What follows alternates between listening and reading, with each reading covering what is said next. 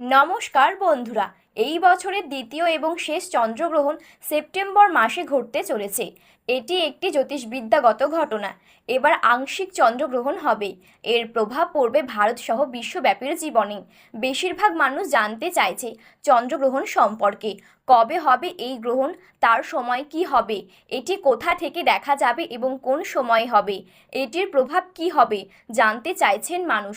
তো বন্ধুরা, বিস্তারিতভাবে জানতে হলে অবশ্যই ভিডিওটি শেষ পর্যন্ত মনোযোগ সহকারে দেখবেন এবং আপনি যদি চ্যানেলটিতে নতুন দর্শক হয়ে থাকেন তাহলে চ্যানেলটি সাবস্ক্রাইব করে পাশে থাকা বেল বাটনটি অল করে রেখে দেবেন পরবর্তী ভিডিওগুলো সবার আগে দেখার জন্য। তাহলে চলুন বন্ধুরা, আজকের গ্রহণ সম্পর্কিত ভিডিওটি শুরু করা যাক। নিজের কক্ষপথে আবর্তন এবং পরিক্রমণের সময় সূর্য, চাঁদ এবং পৃথিবী যখন একই সরল রেখায় চলে আসে তখন সূর্য এবং চন্দ্রগ্রহণ হয়। ধর্মীয় বিশ্বাস অনুসারে রাহু যখন চন্দ্রকে গিলে ফেলে তখন একটি গ্রহণ ঘটে। এটি একটি অশুভ ঘটনা বলে মনে করা হয়। গর্ভবতী মহিলাদের গর্ভে বেড়ে ওঠা সন্তানদের জন্য এটি অন্তত বিপজ্জনক বলে মনে করা হয়। এর কারণ হলো গ্রহণকালে গর্ভবতী মহিলারা যা কিছু করেন তার প্রভাব সরাসরি সন্তানের ওপর পড়ে। এই কারণে সূতক সময় শুরু হলেই গর্ভবতী মহিলাদের ঘুম ও খাওয়া নিষেধ করা হয়। তাহলে আসুন বন্ধুরা, জেনে নিই এই বছরের শেষ চন্দ্রগ্রহণ কী বারে এবং কোন সময়ে হবে। এই বছরের দ্বিতীয় এবং শেষ চন্দ্রগ্রহণ 18 সেপ্টেম্বর বুধবারে হবে। এটি একটি প্রেনেম্বাল গ্রহণ যা ভাদ্রপদ মাসের পূর্ণিমা তিথিতে ঘটবে। 18 সেপ্টেম্বর সন্ধ্যা 6:11 চন্দ্রগ্রহণ শুরু হবে এবং এটি চলবে রাত 10:17 পর্যন্ত, অর্থাৎ প্রায় 4 ঘন্টা। তবে বিভিন্ন দেশে এর সময় পরিবর্তিত হবে। ভারতে কি দেখা যাবে চন্দ্রগ্রহণ, এবার আমরা তা জেনে নেব।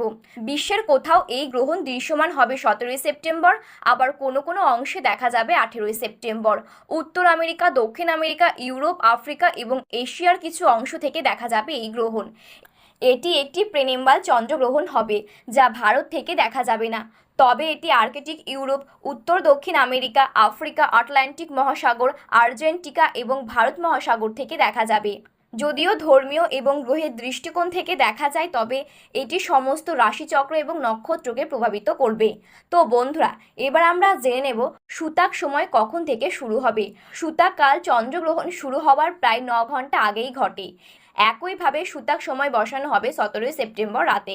এই সময় মন্দিরের দরজা বন্ধ থাকে।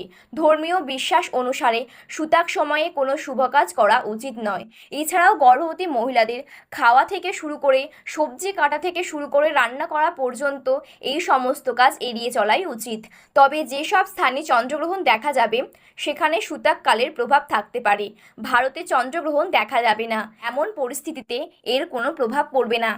তো বন্ধুরা, এই ছিল আজকের চন্দ্রগ্রহণ সম্পর্কিত আপডেট। ভিডিওটি ভালো লাগলে একটি লাইক করবেন এবং আপনি যদি চ্যানেলটিতে নতুন দর্শক হয়ে থাকেন তাহলে চ্যানেলটি সাবস্ক্রাইব করে পাশে থাকা বেল বাটনটি অল করে রেখে দেবেন।